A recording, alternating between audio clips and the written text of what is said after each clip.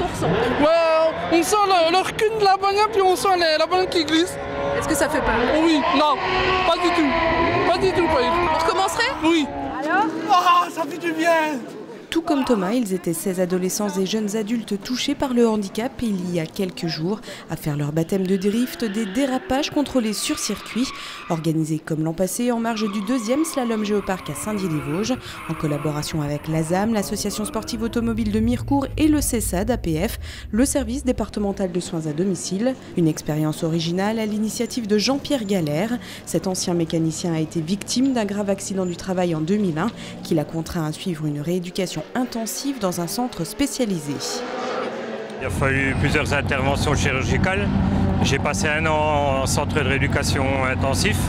Ils m'ont fait tous les doigts de la main et j'ai côtoyé des personnes paraplégiques amputées et ainsi de suite. Et ça me faisait mal au cœur d'aller voir comme ça et je me suis dit si j'arrive à faire quelque chose plus tard, j'essaierai de faire des choses dans le bon sens pour leur offrir un petit peu de bien-être. Allez, on y va.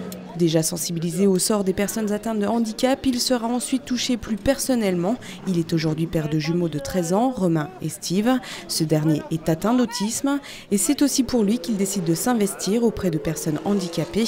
Passionné de sport automobile et plus particulièrement de drift, il propose donc des baptêmes pour aider ces jeunes à sortir de leur quotidien et s'évader le temps d'un tour de circuit à grande vitesse.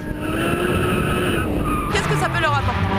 Je pense des sensations qu'ils ne connaissent pas et l'adrénaline. Et puis ils sont un peu comme monsieur et madame tout le monde dans une auto comme ça en disant tiens, je suis un petit peu comme un copilote en rallye. Il voudrait désormais étendre son action et développer un projet similaire au niveau national, un projet qui ne pourra se concrétiser que s'il trouve des soutiens financiers et médiatiques, un rêve qui pourrait devenir réalité, pourquoi pas, dès l'été 2015.